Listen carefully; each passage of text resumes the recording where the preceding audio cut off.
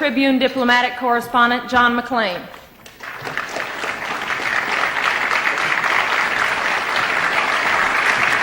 Thank you.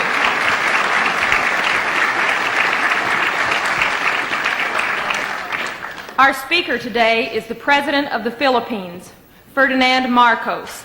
It has been 16 years since President Marcos came to the United States on an official visit, and 16 years since we first welcomed him to our podium at the National Press Club.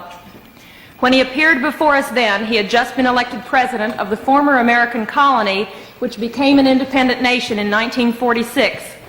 We knew Marcos was a war hero. He got so many medals in World War II that when the young Major Marcos met four-star General Omar Bradley, the general saluted him.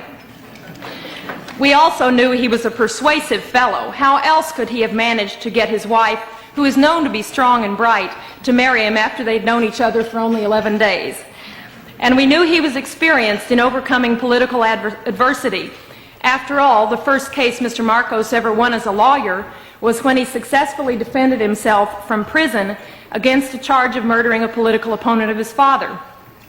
The president of the press club at that time, Win Booth, remarked at the great warmth of the greeting Mr. Marcos received in 1966 and said, and I quote, "Your very presence reminds us that you and your great people are the faithful allies of our country in time of trouble.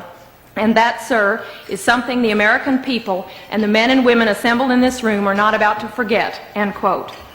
But much has happened in those 16 years. In the interim, Mr. Marcos declared martial law, or what he called constitutional authoritarianism, and did not lift it for 11 years. There have been charges of corruption, abuses of human rights, and political repression, and recently the Archbishop of Manila called openly for him to resign. But through it all, Mr. Marcos has remained president, and this week President Reagan warmly welcomed him, stressing the many common ties between the two countries. The New York Times recently said, quote, "In a country that is deeply sensitive to style, Ferdinand Marcos has it, and it has allowed him to take the sweeping actions that in essence converted the nation from an ill-functioning, raucous but free democracy into his personal fief and seemingly permanent possession," end quote. President Marcos comes to us today as the head of a nation with a long friendship with the United States, a nation considered crucial to America's defense strategies in Asia. We are eager to hear what Mr. Marcos has to say. It's my pleasure to present to you Ferdinand Marcos, President of the Philippines.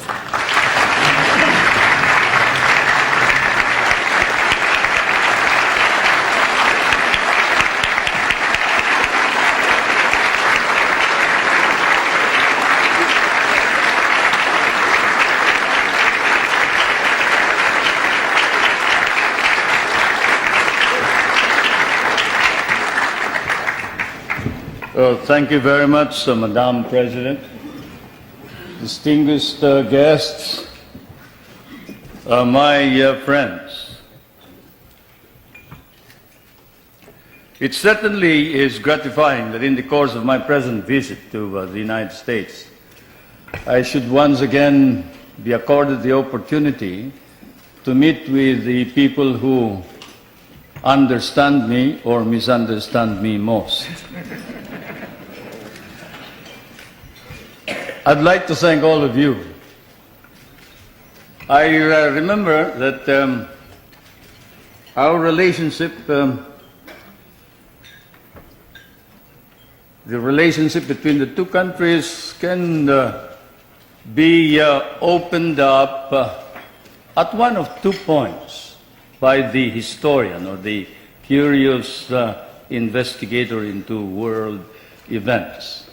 One, the military, which was Admiral or then Commodore Dewey, sinking the Spanish fleet under Montojo on May 1st, 1898 in Manila Bay, and with the help of the Filipino revolutionaries under General or President Emilio Aguinaldo, who then proclaimed the first Philippine Republic. Incidentally, President Emilio Aguinaldo was the grandfather of Prime Minister Cesar Virata, who is here. My grandfather only commanded the revolutionary forces. We have changed places since then. Either that point of entry is chosen or the more sedate commercial one 100 years back.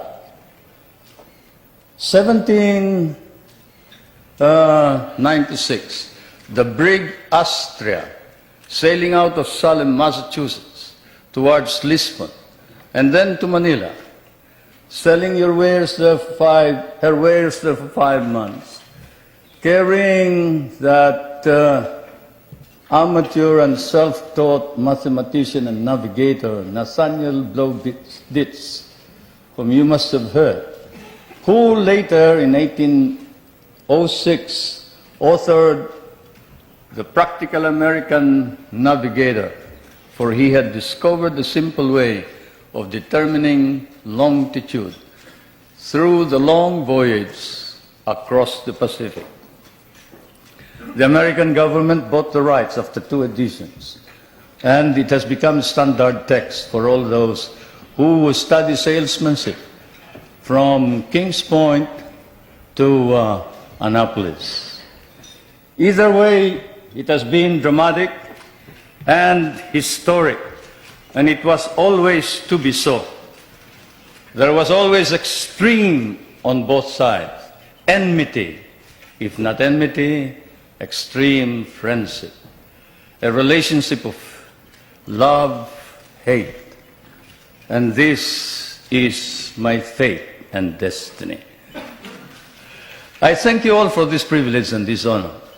It may be said that an official journal like mine ought always to visit with this press association, for, as someone once observed correctly, the American press is, of course, the 4th branch of government in this country.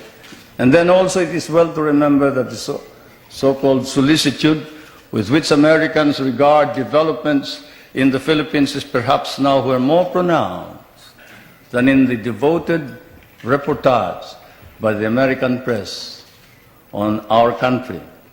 This keen of the interest of the American press notwithstanding, there is, I fear, some confusion in this country of what is happening in the Philippines today. It has been one of the shocks I encountered while preparing for my present journey, and also upon arrival here in Washington, to read in one of your outstanding papers a statement to the effect that the Philippines is still under military rule, which it is not, and that there is no civil government. Such misstatements, whether intended or otherwise, conveniently merge with more accurate reporting about the true situation in the country, resulting in much confusion and misimpressions about our country, require clarification. So perhaps I should begin by stating first a few basic facts about our country without too much embroidery. The Philippines is a republican state with a duly elected government at national and community level. We have a national constitution duly drafted by a constitutional convention elected and convened in 1970 and duly ratified by our people in 1973. Under that constitution, ours is a modified form of presidential government with a National Assembly constituted by assemblymen elected by regions in 1978 and a president directly elected by the people in 1981. Legislative power is vested in that National Assembly, while the executive power is vested in the president. And the party in power, the party that won the most number of members in this National Assembly, choose the leader of the legislature, and the leader is the Prime Minister, and he's no other than Prime Minister Cesar Virata.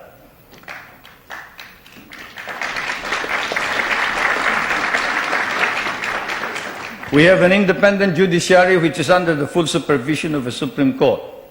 While it is claimed that human rights are not protected by the courts, or that civil rights are not duly enhanced